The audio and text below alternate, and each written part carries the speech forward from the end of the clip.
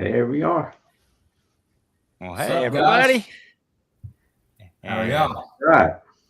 we are online on YouTube. Hopefully somebody will show up and want to hear a few old guys like us just break a little bit of wind, maybe, you know. Oh, it's starting off good.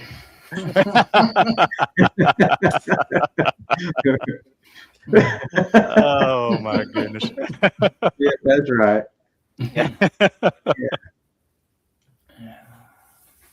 All right. There's brother Chuck. He's here. How about that? There you go. There's Don Allen from Texas. Yeah, we need to get up with him.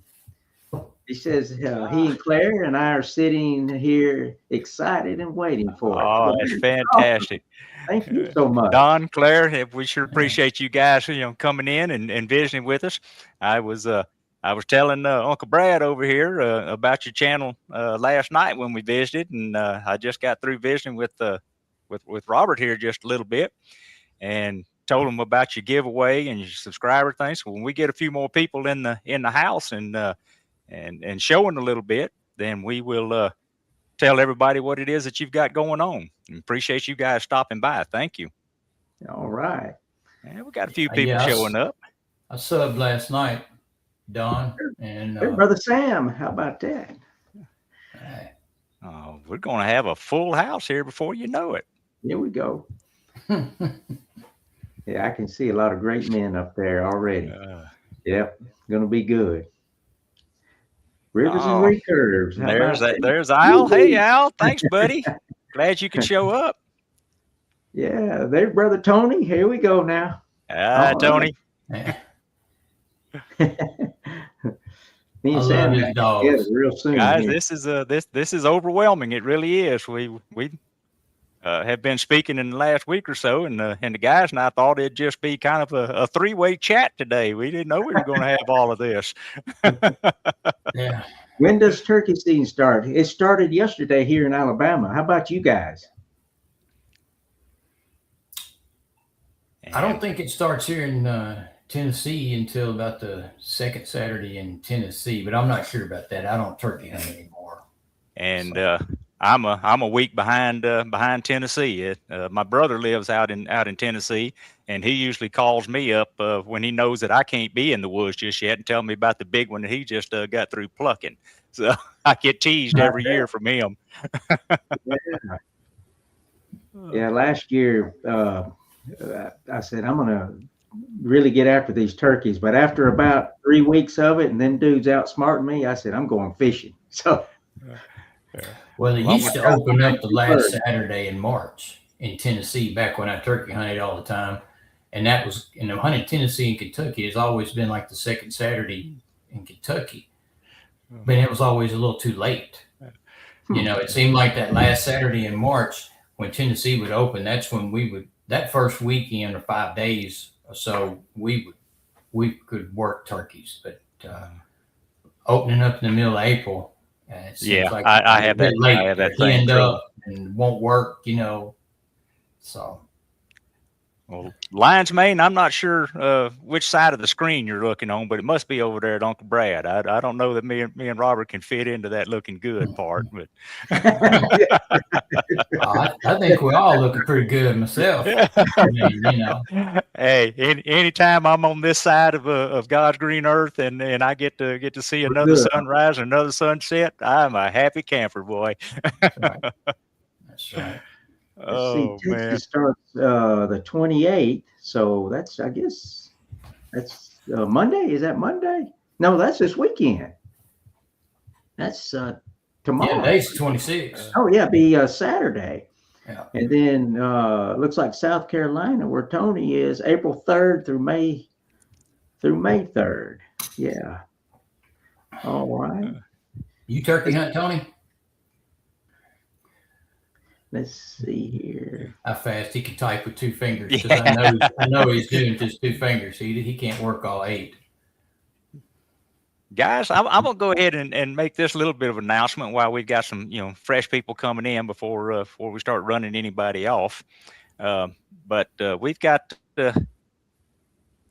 one man here Mr. Don Allen from Don Allen Texas Outdoors. He's got a little bit of a giveaway going over on his channel, and he has picked up a vintage Fred Bear Archer's Bible that he is doing a giveaway on April the 16th for his subscribers.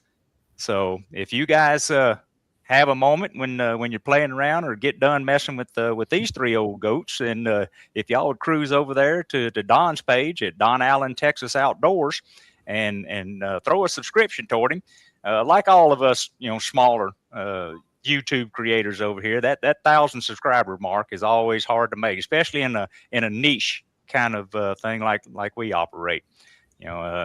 Traditional bow hunters. That's not what you call one of those mega niches. There's some people that have to do it. But he's got some great videos over there. He's got his ranch out there in Texas. He's got elk. He's got turkey. He's got hogs. He's got whitetail. He's got game cameras and feeders all around that he's got everything set up on. Some really nice stuff to be taking a look at over there.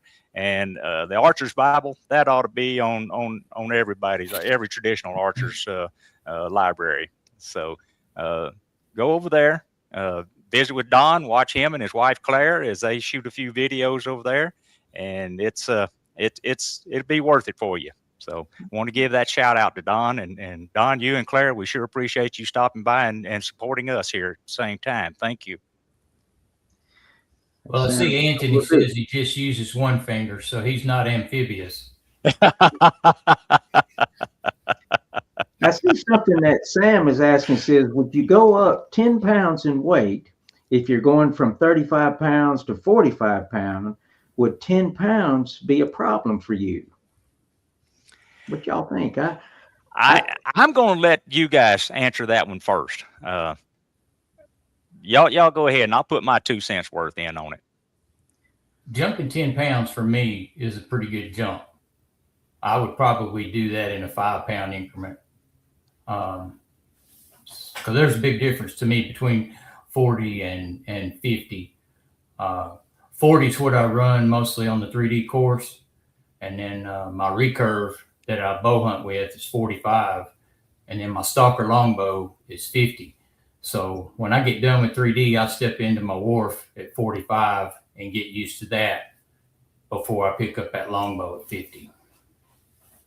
Yeah, I'd have to agree with you or Uncle Brad that, 10 pounds for me would be pretty tough. Now, a young guy like a Red Man Hyper Hunter, he's always swapping up, and he has a 10-pound range, and I don't know if he can tell the difference, but for somebody like me, 10 pounds. I think 5, I can't really tell the difference from 35 to 40 or 30 to 35. I can't really tell the difference. So why should I not tell the difference from 30 to 40? See, so it may be, I just have to.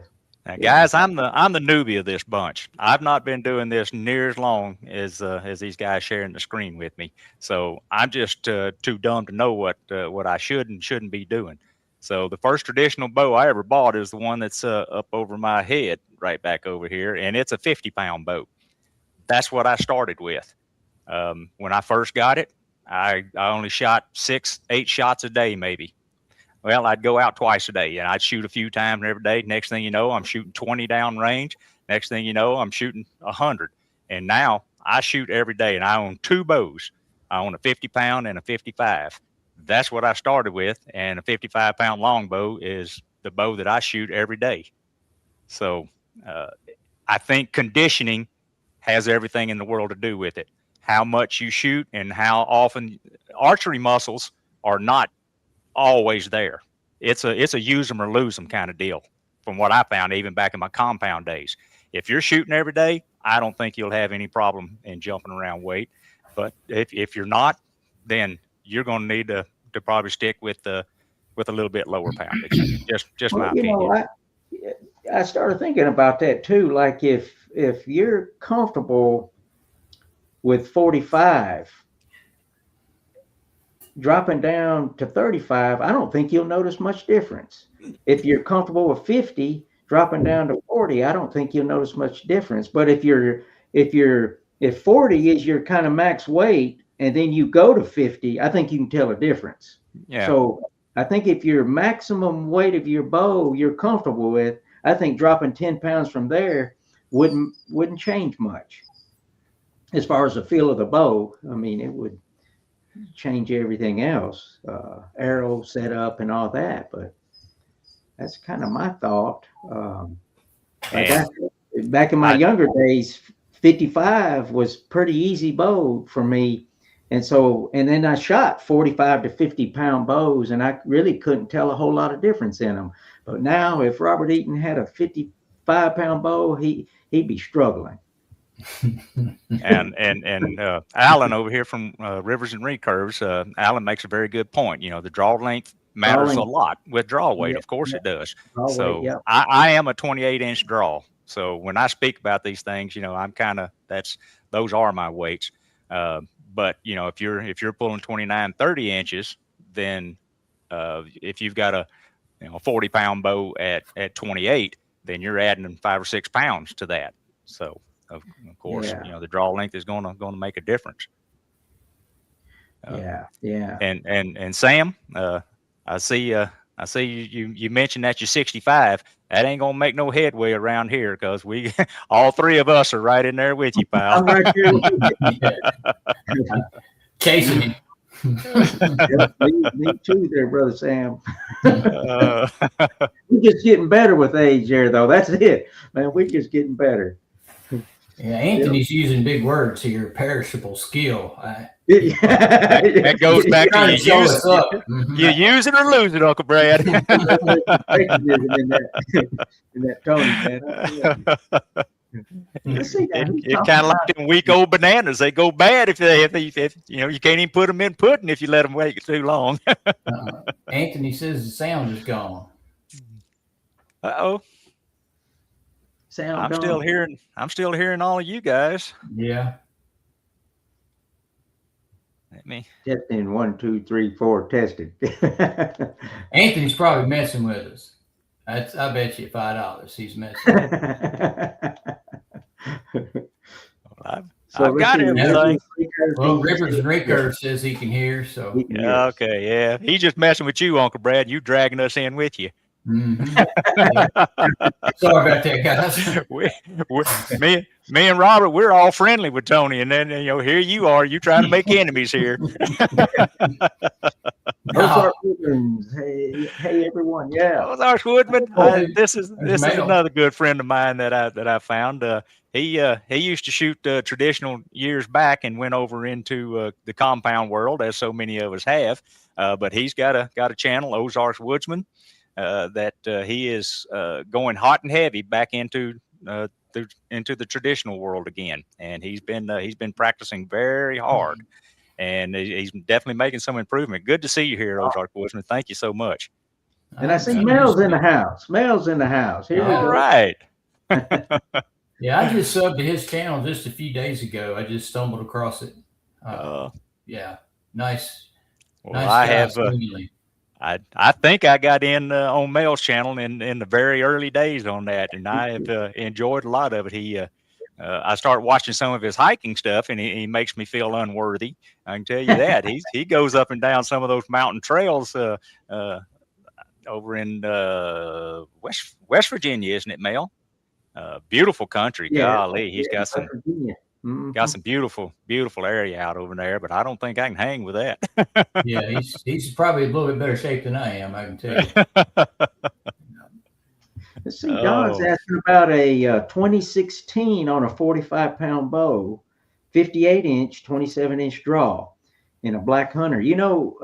Back, it's probably 20, let me think now, back in the mid-90s. I was shooting 45-pound, and I did use 2016 arrows with about a 27-inch draw. So now I was only shooting about 120 grain broadhead, but it worked very well for me back then. So that sounds like it would probably work now, Don. What do you think about that, Brad?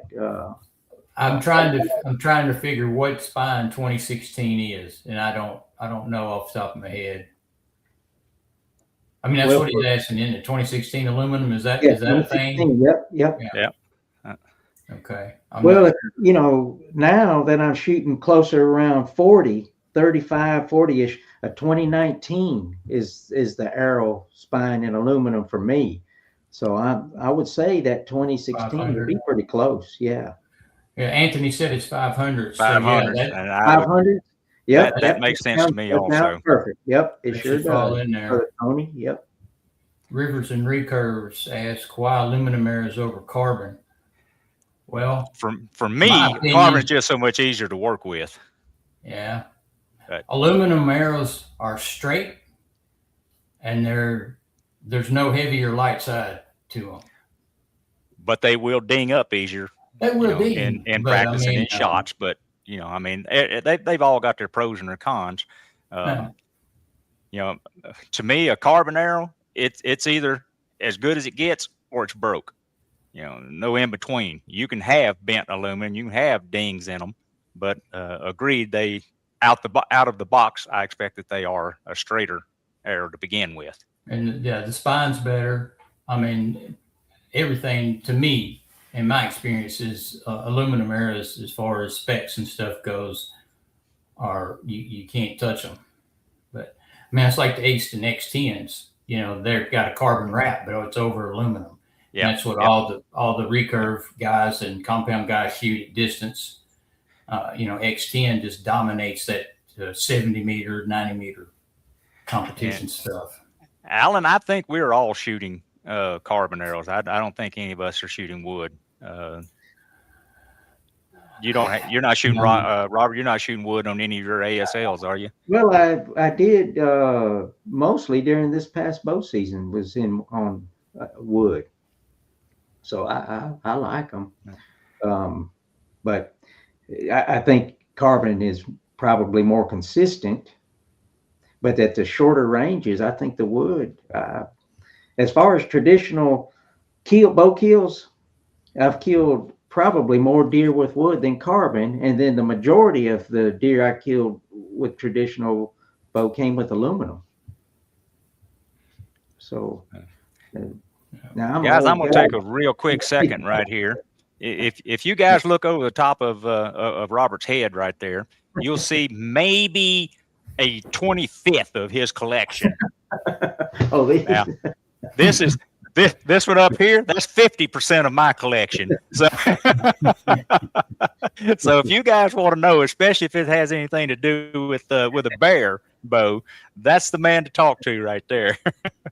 And I don't know how many of you guys in here know Robert's history behind him, but he put himself through school running an archery shop. Yeah. And gosh, if I remember correctly, Robert, you told me that you were the last dealer of Black Widow bows. Yeah, while they still were giving back out in the day. Now this was in the early 80s. Black Widow, the only way you could get one was through a Black Widow dealer.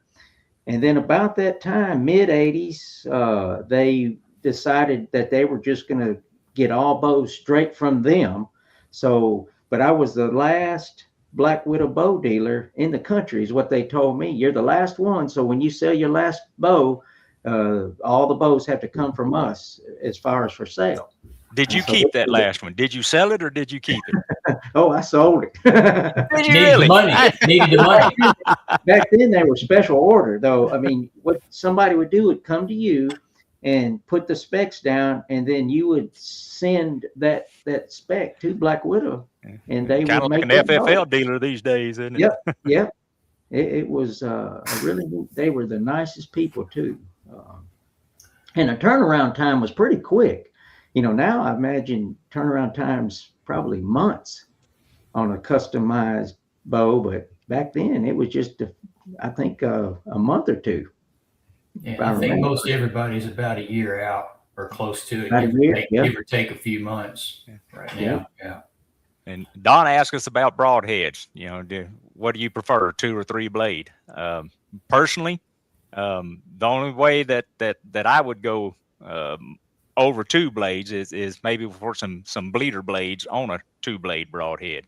I personally like a 2-blade broadhead. That's me. I'm a Magnus Stinger guy. It has worked for me for decades. I even use those on my compounds. They shoot where I'm pointing. So, and they're reasonably priced. So if it ain't broke, don't fix it.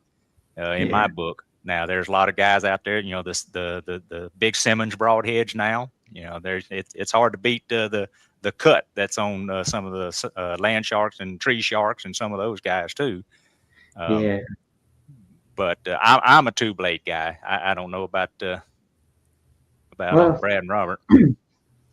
Well, I'm looking at bow weight wise.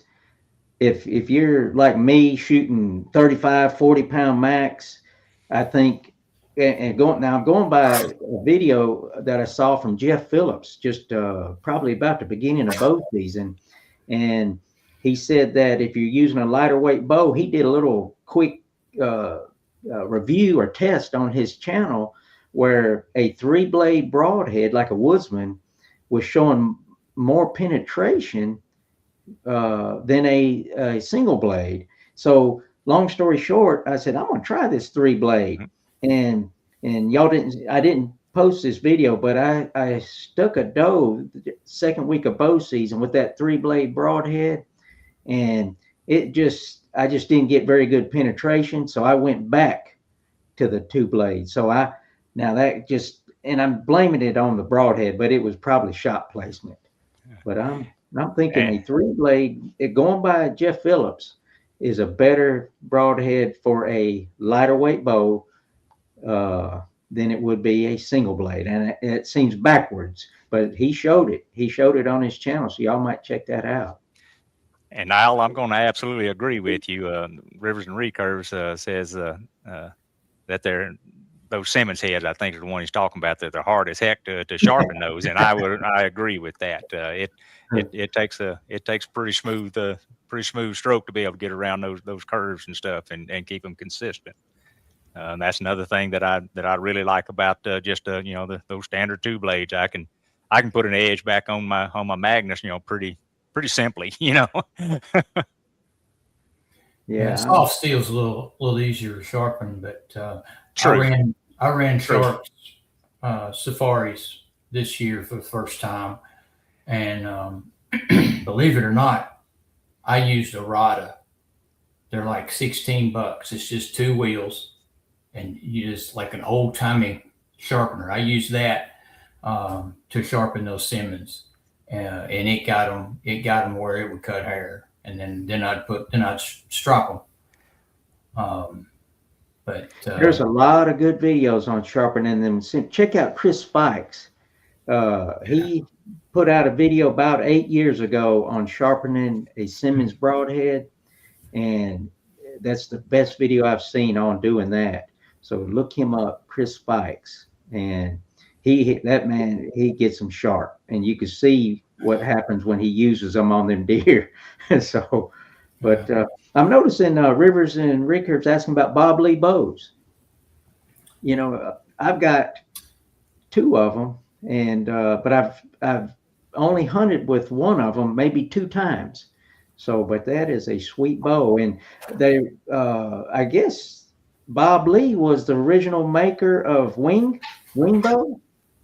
I think that's what I've read. Don't quote me on that one, but I believe that's correct. When I put these Bob Lee bows up next to my wing bows, you can see they have a very similar curve in the limbs. So, and if any of you guys find a wing Thunderbird out there, 40 to 45 pounds, and you don't want it, let me know.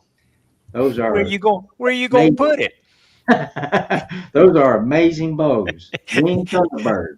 You ready to build a new rack, aren't you, Robert? That's my favorite wing bow, and I only have 2 of those. But yeah, but those. So I'm guessing Rivers and Recurves, you said you had bad experiences with 3-blades, just penetration wise. Is that what you're getting at, or is that blood trails? Or what? Because blood trails is something that I've had a problem with 2-blade. I've shot Steel Force and the VPAs, single bevel 2-blade. Yeah, they penetrate, but sometimes blood trail is a little sketchy, a little spotty, I should say. Now the safaris, they leave a trail, and I've actually thinking about trying the 3-blade, so I'd be interested to hear what you've got to say if you're still listening to us. And Anthony confirmed the wing Bob Lee deal. Yeah, Bob Lee. While we got you here, Anthony, I've got a question on string materials. I've noticed some of the strings that you've sent out to the creators that are around here. In the I know the Dynemas in the 8125 that a lot of the recurve shooters use. It's the same SK75 Dynema material that D97 is, but to my understanding, it's just a thinner thread than what the D97 is. Is it? So I'm assuming that you would have to build up the stream count to get a good knock fit and go back up into it, or am I thinking wrong? And why would you choose 8125 over a D97 for a traditional bow? And I think that I have heard that you can make a rounder string with the thinner materials, and would like to know if that's the case also. I figured you'd be the man to ask for that.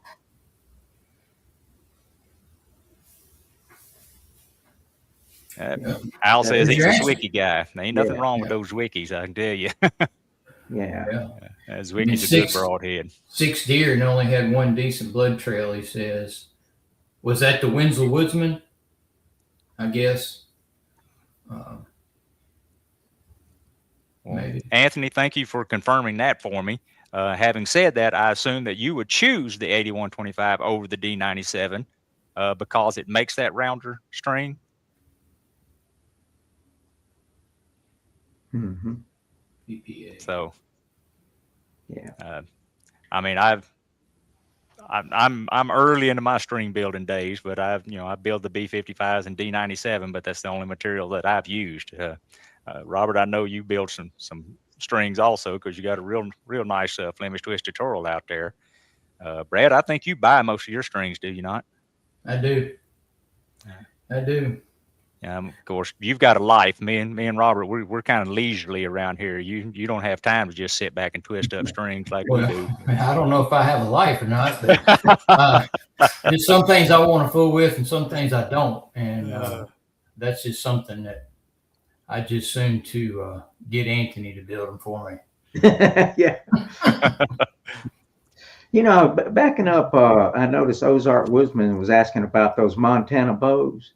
He's wanting a 50-pound at about a 27-inch, and he was wondering if the weight will be a little bit heavier than what's shown on the bow. And I have 4 Montana longbows, and I do believe that if the bow says it's 40, it'll probably pull 41. If it's 35, it probably feels like a 36. But they are very sweet bows. So. Guys, you've hit the pinnacle when you have some big time. We've hit the big time. Jason's in the house. Jason, don't start laughing at these old boys up here. Just kind of float along with it. Let us ride on your coattails a little bit, buddy. Don't be correcting us either. Yeah. I want to take this minute right now to just get a shout out to the traditional archery community. I've never been a part of any community, any brotherhood that is more supportive than all of the people that are within traditional archery. And the YouTube and the internet has done nothing but expand on that. Since I came into this and I get into other people's shows, they have been so great in getting back to me, commenting, going back with it, being helpful on the dumb questions that I've had along the way. So I want to give a great shout out to all of you guys, for being such a wonderful community. Yeah, definitely. I'll second no that. No doubt about that. I came from the compound world like so many of us did. Heavy competition, you know, the ASAs and stuff. And there's some really good guys shooting in the compound world. But when I started shooting traditional and got to hanging around these guys at these shoots, and then some of the bigger shoots like the classic and stuff, and camping and spending time around these guys, they're different. I mean, it's just a whole different philosophy on life and stuff that traditional archers, the ones I'm running into, like you guys and everybody over here on this right-hand column that's commenting, it's been life-changing for me. It's one of the things that has made me a better person. I still got a long way to go, but well, I'm definitely the new kid on the block in traditional archery. I've only been doing it for a little over a year. Like Brad, I was a compound bow hunter for decades. I mean, I got my first. I think I started in compound with a bear whitetail hunter. You know, back when the old cables and pulleys. And went up through the stuff. You know, killed deer with it though, and I've consistently did. But after a while, you start wearing these glasses and things just aren't as clear. And from the way that I used to be able to shoot a compound, I couldn't do that anymore, and I basically gave it up. I said, okay, I'm done bow hunting anymore. And then after retirement, I sitting around the house with too much to do on the rainy days, and I started binge watching that reality show Alone. And those guys had their traditional bows out there, in the wilderness out there, and killing musk ox and deer and moose and everything else. Well, man, I'm gonna give that a try. So I was actually I found this Sanlita up here on Amazon. I said, well, for $100 for a kit, I mean, it can't be worth anything. Can't be any good. But I did a quick YouTube search on that and came across a review that Jeff Phillips had done on it. And he said, guys, I'm using this bow as my hunting bow this year. And I said, well, what the heck? I'll give it a try. And danged if that thing doesn't shoot. Danged if I didn't go out in the woods and kill a deer with it. So, but it's just things like that. I could count on this community and the people within it to give me the advice to go ahead and try it and go do it. So just another shout out to a great bunch of guys. Rivers and Recurves asking a question here, glove or tab. And that's kind of funny because a guy that I shoot with quite a bit throughout the year texted me the other night and asked me that same question because I shoot a tab and he shoots a glove. And my answer to him was, I think a tab, and I don't know, Jason probably lean into this more than me, but with the tab, I think it's just you got one basic point of contact. I know you got your three fingers, but with the glove, you got three individual things. To me, that's why I prefer a tab. I think I just get a cleaner release, but whatever works for you. Yes, that's why they make gloves. That's why they make tabs. So I'm an older guy. I don't do 3-under. I do split finger, and I use a glove. That's the way my heroes did it when I was watching Fred Bear and Byron Ferguson. I said, if it's good enough for them, it's good enough for me. So that's the way I learned to do it. And to me, with a split finger in a hunting situation, and I am a bow hunter, I can get accuracy out of it, and that arrow is captured. It's here. If I bump it or something, I can hold on to that knock. Where tab, I know it doesn't happen very often, and I'm probably, making a mountain out of molehill. I doubt that there's a lot of people out there whose arrow has fallen off the string doing it, but it's a mental thing with me. It's one less thing that I have to think about. I've got it. I bring it in, and I watched, if you watch my early videos, man, you see my hand flying away from my face like that. And, I knew I wasn't doing that release right, but when you come straight back with it, get that little short, then it's working. So, I'm a split finger glove guy. It looks like Jason is definitely a tab guy. Yeah, he says he has a hard time picking his nose with a glove. So you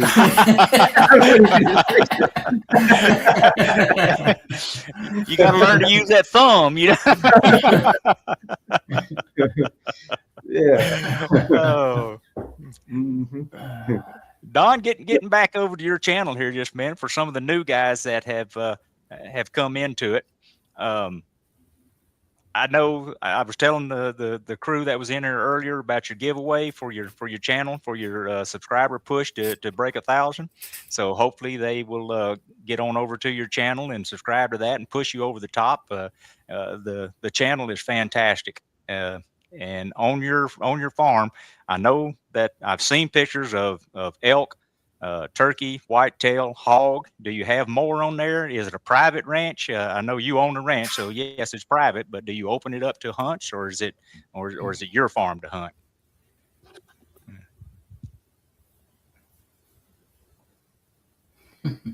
And I'm looking at Jason up here. He says, hard to pick the nose. My opinion from Rivers and Recurves. There's a reason every Olympic shooter uses one. You can't argue with that. You can't argue with that. When I had that archery shop, there was a guy, he was a North Carolina state champion, came in there. And of course, at that time, I was using a glove. And he says, "Why are you using that glove, Rob?" I said, I'm just more comfortable with that. He said, "You'll get a cleaner release. And you'll actually, back then, he said, you'll gain a few feet per second using a tab compared to a glove." And I said, "Well," so long story short, I started using a tab, and I could tell he's correct. But as far as my shooting now, I can't really tell the difference in accuracy, but I can tell you'll get a cleaner release with a tab. And yes, Anthony, they do make split finger tabs. You are 100% correct there. What else we got going, guys?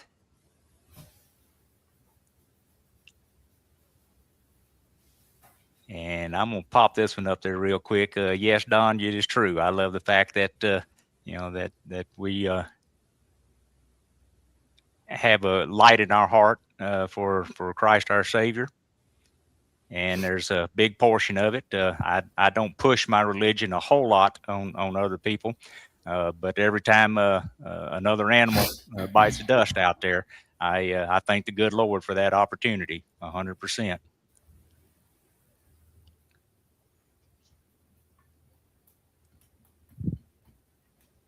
And Al tells us that his first trad kill, he overdrew and popped the arrow off the string, fell down 10 feet from the deer. I have arrows have come off of my my string before, Al, and that may be one of the guiding forces that tell me don't do that anymore. Oh, see, Jason's got advantage to a tab. For me, is the ability to swing it out of the way, to climb and do. That's right, and to keep my tab dry in my pocket during the rain. Yep, and put it on really fast. That's some great advantages and points, and I could see that too. Yep. This past season, I've probably used the glove 80% of the time, and the rest of the season maybe 20%. But that all makes sense. Well, y'all are probably going to laugh at me, but on my hunting bows, I put those finger savers on there. Really? How about that? Yep, I do, because I don't want to fool with having to keep up with the tab or glove, either one. I'm not shooting past 15 yards, and I just like it. I don't have to worry about it. Just grab up my bow, put my fingers on it, and let it rip. And you're 3 fingers under. Mm-hmm. So you just put all three, they usually come 2 pieces. You put both pieces together. They make one, it's 3 under. Yep. Okay. Lancaster. I think Pine Ridge Archery makes it. The same people. It makes those little nitro cushion knot point things. Okay. But yeah, that's what I run on my hunting bows. You're not gonna catch me laughing at you because you're the best shot among us. So I don't know about that. I don't know. I saw you pop a balloon at 50 yards the other day, buddy. You know. Yeah, but you also saw me go back to the 3 shots before that, though, right? Well, and it's 25-mile-an-hour crosswind too. Now there was that going on. I actually tried to go out there. I've got another front coming through today, and I tried to go out and shoot this morning ahead of that. And again, 25-mile-an-hour winds coming out of the southwest. Man, those things were flying down there. It looked like a dog running down the highway. It was bad. I shot maybe 10 or 20 shots, and I came back in to get ready for this thing right here. Yeah, about the only time I've used those finger sabers was on my bow fishing bows, and it's just real convenient. You're out there, you're getting wet. Your hands gonna be wet all the time. Right. You got slime on them for taking your fish off. Well, you guys might have that trouble. I wouldn't have to worry about that part. Let's see. I see Jason says that's what he does. He uses finger sabers for his bow fishing. Yeah, for decades. Yep. Well, I mean, they flew good with him too. So, guys, with Don's ranch, he said it backs up to a 16,000-acre ranch. So he got a lot of game. He feeds year round. His kids and grandkids come out and hunt quite a bit. Oh, wow. Dad, fallow elk, low fence. Nice. How about that? Yeah. I'd like to get me a fallow. Tell me again what part of Texas that you're in. I don't know what municipality you might be close to. Mel says he started out with glove, but has changed over to a tab. And I'm sure, 100% sure that at some point I'm going to give it a try. See if it makes a difference to me. But, Jason, it makes his own. So check out his video he makes his own. So that'd be a good way to try one. Yeah, Mel's got a little bit of talent. I don't know that I share the same thing. I can build an archery target, screwing in some screws on some wood, but I don't know if I can do the leather working. Yeah, I'm like that on that somebody else makes strings, I buy them. Somebody else makes tabs, I buy them. See, I make my own strings, but if somebody says, Rob, will you make me one? I'd say no. I don't trust my strings, but I trust them to myself, but I wouldn't trust anybody else with my string. And guys, I'm receiving several comments on here that you find folks, again, the trad community has gone over to help Don, up his subscriber count there just a little bit. So I knew that as soon as this was scheduled and I was introduced to Don and Claire about that time, I thought it might help out. So I'm glad to see that it has. Let's see, what's Al say? I think I would like the tab if I had a different anchor point, but I touch my middle finger to my canine tooth and the tab messes that up. Yeah, that makes it kind of tough. Yeah. He relies on his vampire tooth.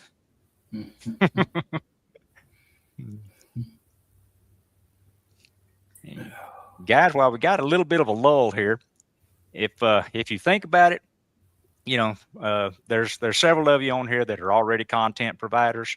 Those that are not, it would be wonderful if you could leave some comments, let us know, give us some ideas. What are the things that you want to see coming up on some of these channels in the future? I could go out there every day and let y'all watch me, throw practice arrows out there. I think that maybe that gets boring every now and then, and we would like to have some relevant content to come to you. So if there's, something about traditional archery, anything that it is that you'd like to see, give us some ideas. We're here to serve this community and put relevant material out there.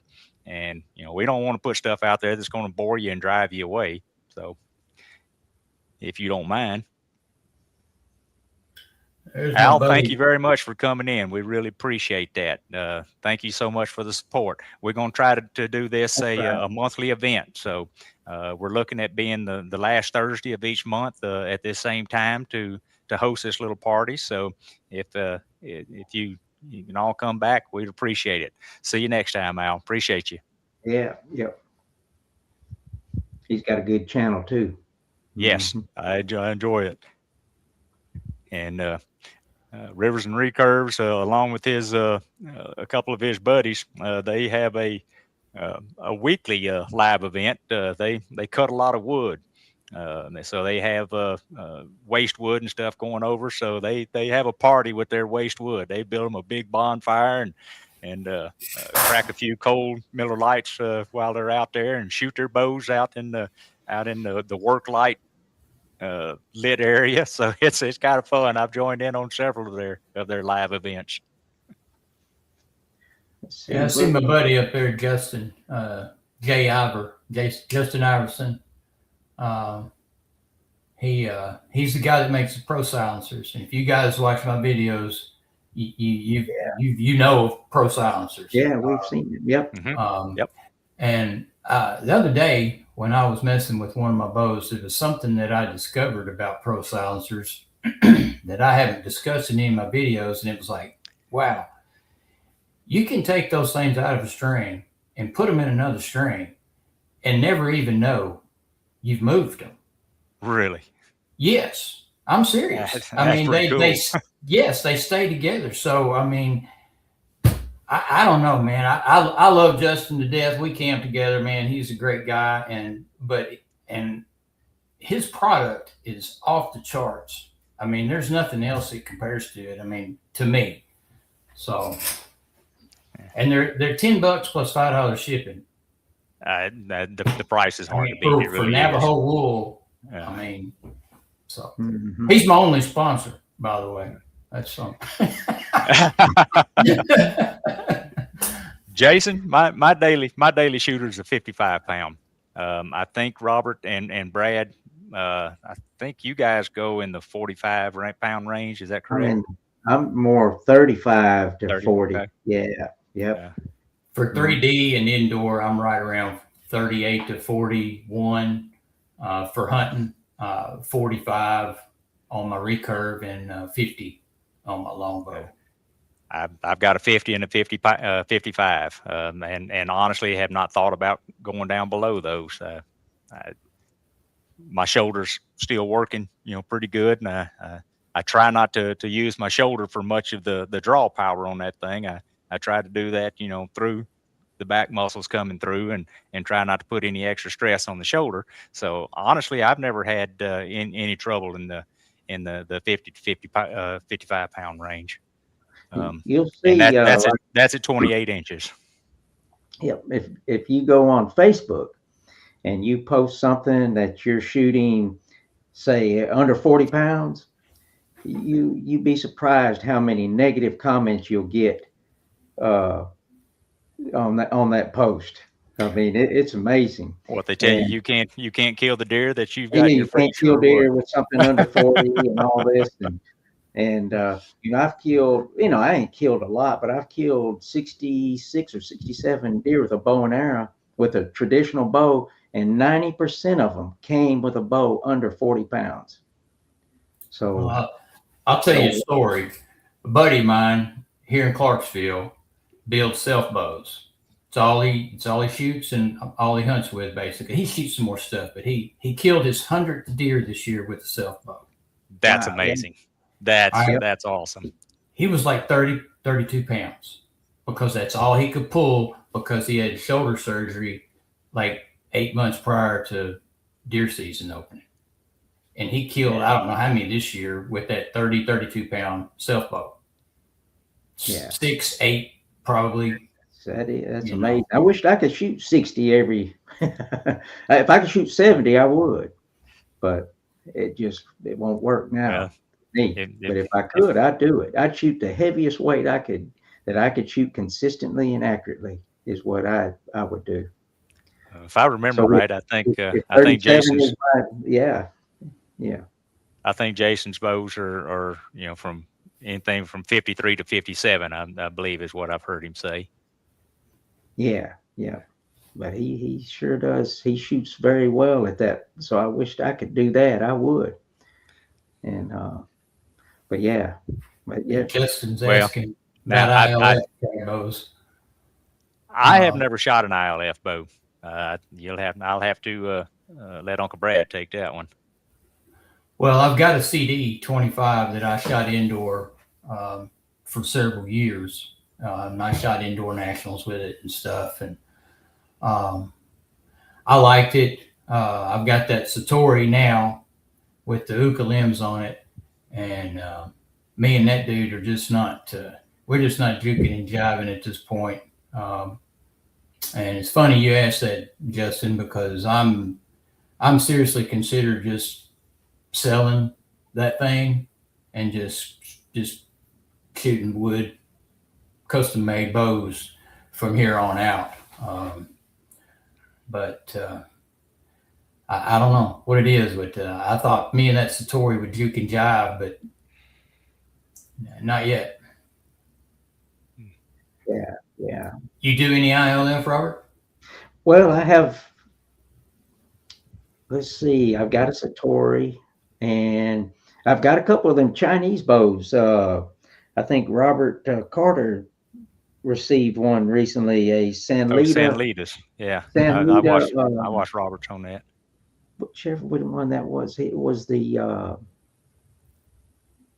10 hybrid or something 10 that he got.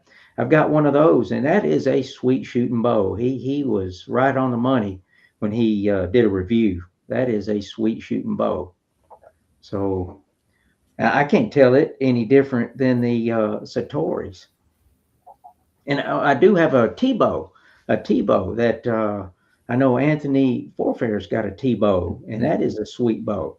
Yep. The Hermit is the Hermit. The Hermit 8s. Those are ILF bows. Yep.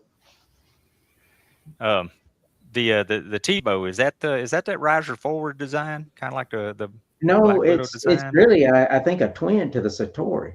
Okay. Oh, and ILF. Yeah. Okay. Mm-hmm. Gotcha. Yeah, those are nice bows.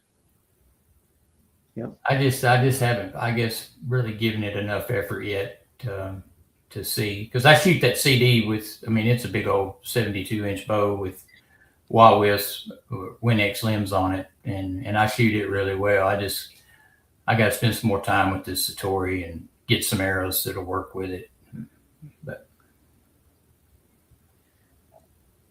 I find each time I go lighter, I'm happier.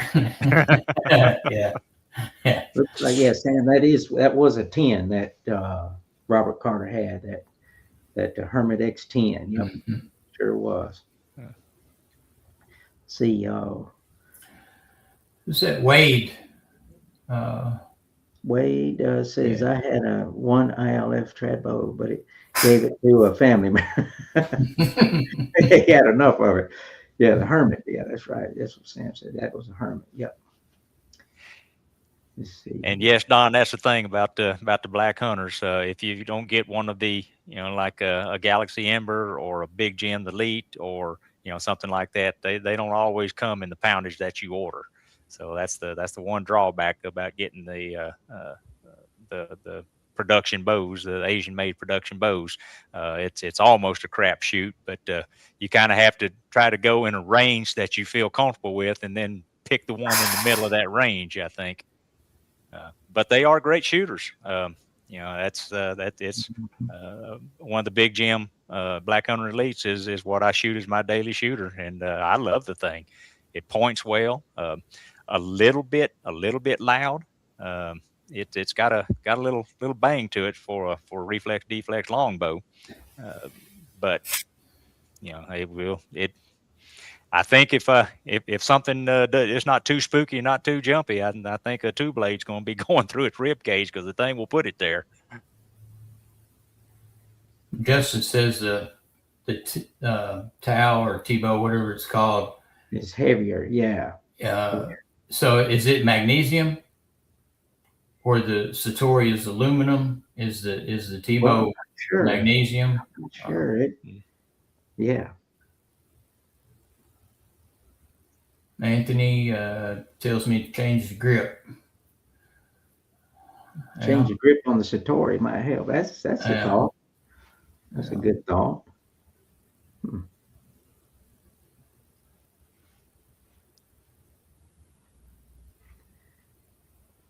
So you just need to practice with it a little bit, huh? They'll just find out what works. Yeah, I guess that that last word of that comment from Mel is what the bow likes instead of looks. But yeah, I've got to get some different arrows. The arrows I got were only 31 inches. So my point on was like 42 or 43 yards. And because I'm a gapper. So that's not going to work. I might have to get some legacies or something that are 34 inches and play with it, see what happens. And I guess that's another thing. I'm an instinctive shooter. Robert, I think, does split vision. Brad is a gapper. So there's no one way that this game has to be played. You do what works for you, and there's nothing that says that you have to stay there. Change up and change is good sometimes. If you get into a slump, try a different style. It might work out for you. Yeah. I'm kind of a split vision from 20 and in. And if I get back past 20, that's when I really start focusing on the gap. Because when I'm hunting, like I said, I'm hardly ever going to shoot over 15 yards unless everything is just perfect.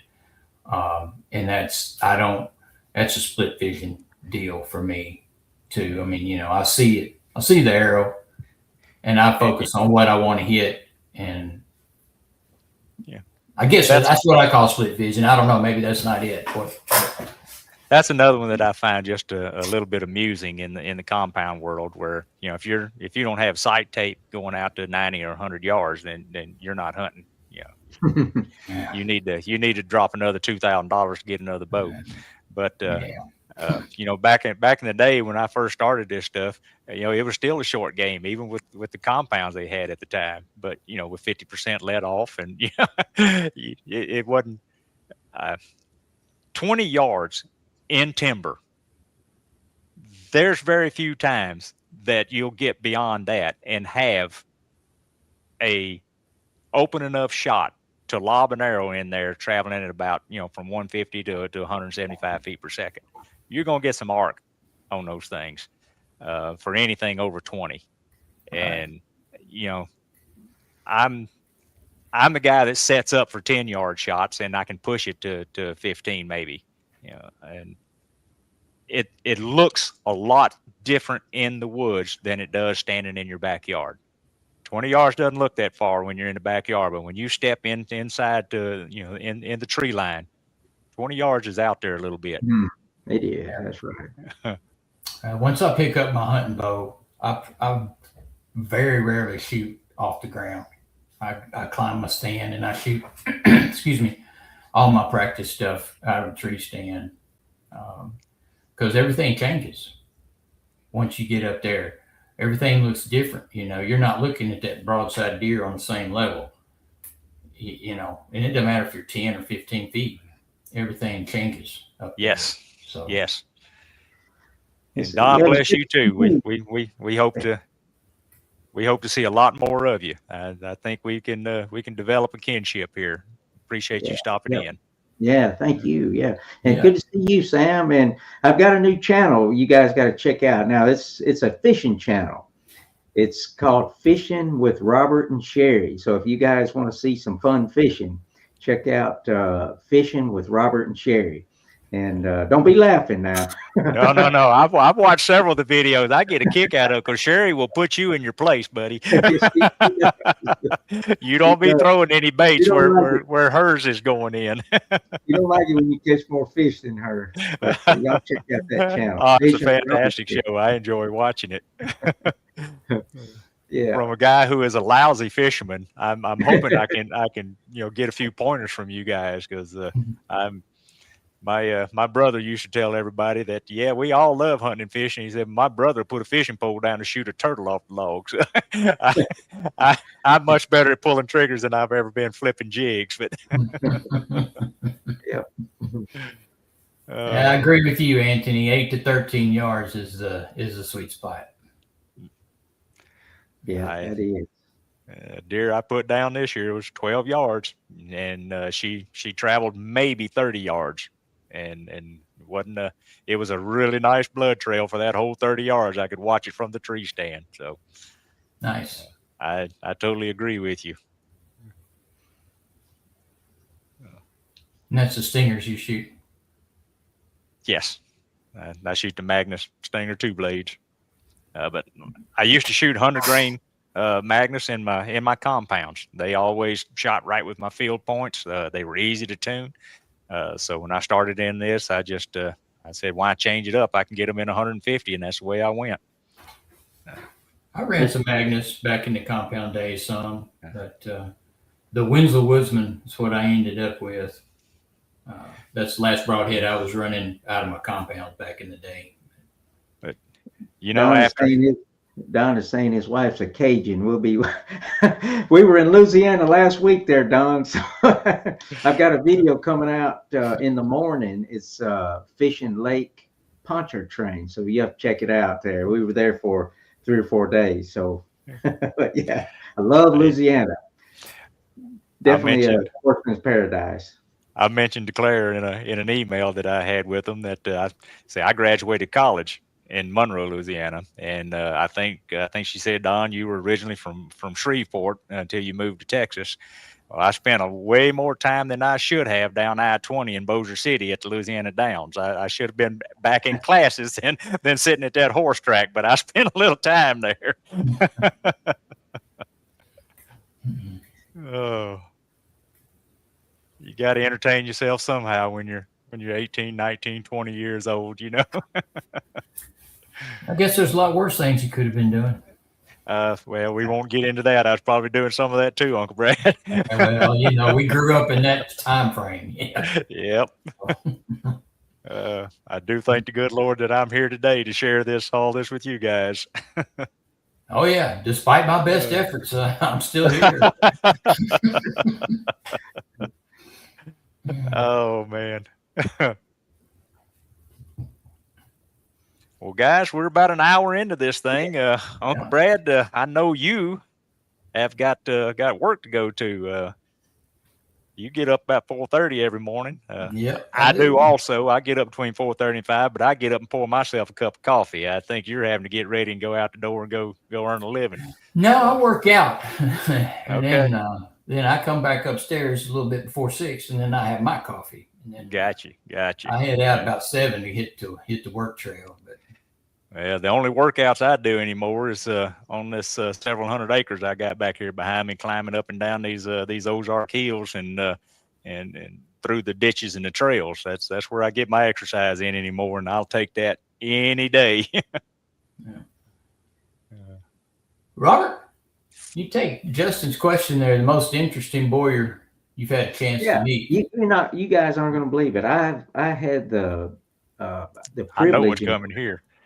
to meet Fred Asbell. Fred Asbell, back when I was 18 years old, and this was just before the time I got my archery shop. I had, I grew up. I lived in Colorado 5 years, and so I kind of knew the area. So I wanted to go up there and meet him. He was, of course, selling bighorn bows back then, and he was in Fort Collins, Colorado. So I knew where that was. So I drove up there, and he was the kindest, most nice, just welcomed me like he knew me, and brought me into his shop, showed me, their bow building process. So I would have to say he would be the most interesting boyer that I've met. But there's some great ones that I've been on the phone with lately. Legend Sean from Legend Longbow, of course, great guy. Very personable, calls you and texts you and sends you pictures of your bow as it's coming along. And so we've got some great bowyers, I'm telling you. And most of them just seem like good people. They want to make the product that they turn out. They want to make sure that it matches what it was that you ordered. They all seem, most I mean, when you get into the bigger names on the stuff, Yeah. they want to make sure you're happy with their product. Yep. And I I met think Eric. that's pretty awesome. Yeah. Eric from St. Patrick Lake. He'll call you and talk to you. Just some great guys. They really are. You know, I've got this stalker from South. You know, I've got his cell phone. He gave me his cell phone when I ordered his bow. And I've still got it. And I mean, if I got a question, I text him. He answers. Mm-hmm. You know, I remember watching one of Jason's videos. I think it was one of the Legend longbows that he had ordered, and it came in just a little bit light. And the young man, he was going to scrap it. I'm gonna build you another one. Jason said, no, don't send it. I'll use that in case I get my injury bow, a little lightweight. So he took it anyway. But the man was willing to just take this piece of work and set it aside and start him a whole new one because it's not what he ordered. That's pretty awesome. He is. He really is. And I had the privilege to meet Byron Ferguson. I think I've told you guys in the past. And same way, just a fine, when you meet him, it's like you're his best friend, and you feel that he truly cares about what you're thinking and what you want. And so that's why I have 3 Byron Ferguson bows. Yeah, Robert, and I'm gonna throw this one out there. You're kind of along those same lines. It's hard not to be a friend with you, and I know the first time I ever spoke to you, I felt that way. So I appreciate that with you. Well, thank you. Yeah. Anthony says, I heard he's moving to Arkansas, Anthony. So I don't know, but I've heard that also. Well, I heard that from Justin. Justin, if you're still on, could you confirm what you know or don't know? Because I think South was in Northern California to begin with, and then he moved to Colorado, and then I think but I mean, he's got I don't know how many adopted kids or something. I mean, he's just a super, super guy. I wonder if he needs one more. Yeah, Jason said he really enjoyed it. So thank you, Jason. That's a big compliment. So thank you so much. Yeah. Let's see. Greg Coffey from Java Man. Haven't met him, but I've heard about him. So I have met him. Yeah. Have you? Yeah. Mm-hmm. Yeah. I met him at the pre-spring fling several years ago. Buddy of mine bought a bow from him actually, and I've texted. I texted Greg because I'm in the market for a new hunting longbow, and I've got my own his Elkhart and the Timber Ghost Apparition Centaur. Yeah, Greg has texted back and forth with me, answered emails or whatever as well. So I forgot about that. I don't own one of his bows yet. Yeah, Sam says, see God in his workers. That's right. You can tell. You shouldn't have to ask somebody if they're a Christian or not. They should be able, when you meet them, you should be able to see it. You should be able to see that. I totally agree with that one, Robert. Yep. If somebody has to ask you, you're a Christian, you're not doing something right. Time to change some way somewhere, isn't it? Yep. Now, let's see with the folks that are watching on the thing. I don't do very many 3D events. What's going on? But Uncle Brad here had invited me to swing over to the Tennessee Classic this year, and I said, "By golly, I'm going to do that." Yes, gonna make that one in. So I am looking forward to that. And big time. I think that's May 2nd. Isn't that coming up? I think it actually starts the last day of April. It's like April the 30th through the 2nd or 3rd. Yeah. Treadway, Anthony says, Mike Treadway. Yeah, I've shot some of his bows at the Classic years back. I got one to highlight here, guys. So just so you know, I've got some family support out there. I love you too, honey. Thank you so much for this new little grandson that you have brought over to me. Nice.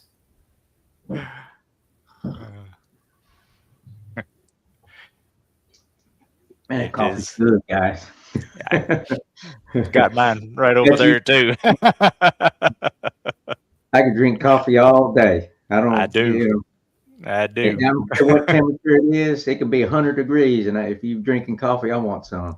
I can't drink coffee couple. past 5 o'clock, or I'll be like in the bed. I used to be that way, Brad, but after going through medical school and all that stuff, man, I could drink coffee and go right to sleep.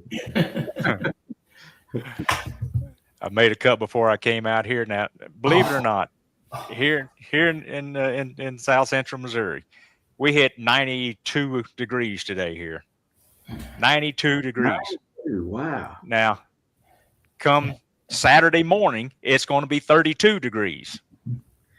And then start jump. This has been the craziest roller coaster of temperatures that I've had since, well, I've lived here for 3 decades now. And this is the craziest spring that I've seen. And dry. We've had very little rain. We're in a drought situation here right now. And most of the time I bog up to my ankles walking across my front yard. It's just the craziest year. But if you live long enough, you'll see a lot of those crazy ones, and I hope to see a few more. Me too. Yeah, my buddy Justin here is smacking at me here. I wasn't the only one that was a part of that. I just want to say, sounds to me like there's some backstory going on here. Yeah. Well, you'll hear about it at Classic. I'm sure. That'll be a campfire story one night. I promise. That's a bad deal. Man, I still feel bad about that. Oh, my little dog over here, she just woke up from her nap. She had to stretch and make sure Daddy hadn't left her yet. She came in here to lay on the bed next to the table over here. Enough of that conversation. She's going back to sleep again. Oh boy. Hey Anthony, if you've got a way to get in contact with Mike at Treadway, shoot me his email or however to get a hold of him, because I've forgotten about his. I don't know if he has a website or not, but if you could give me some information, that'd be great.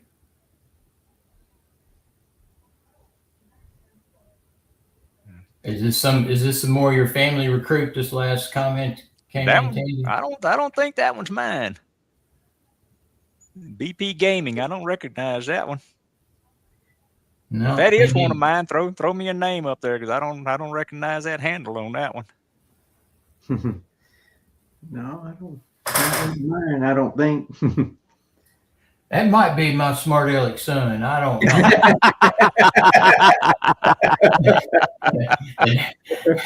There's a story to that too. Yeah. I think it might be. Yeah. It's got a picture icon there, but I don't have good enough vision to see what's in that one. Yeah, he just moved to Bellevue about 6-8 months ago or whatever, and man, it's the first time since he's been out of college. He's been closer than a 6-hour drive, and it's been great having him 45 minutes down the road. I've seen him more in the past 6-8 months than I have in the past 6-8 years. It's awesome. I've got mine scattered all over. I've got them in Oxford, Mississippi, Houston, Texas. I do have 2 of them in Missouri, but one of them is about an hour and a half away in Columbia, Missouri. And then, of course, I've got my daughter here close, and I'm so happy about that one.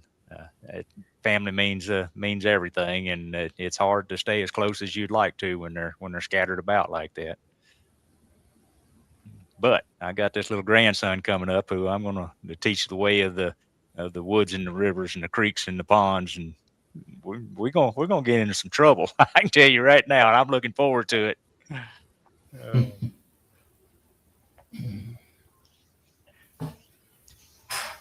Well, guys, I guess it's about time to call this game. I'm overwhelmed. Great, this was great.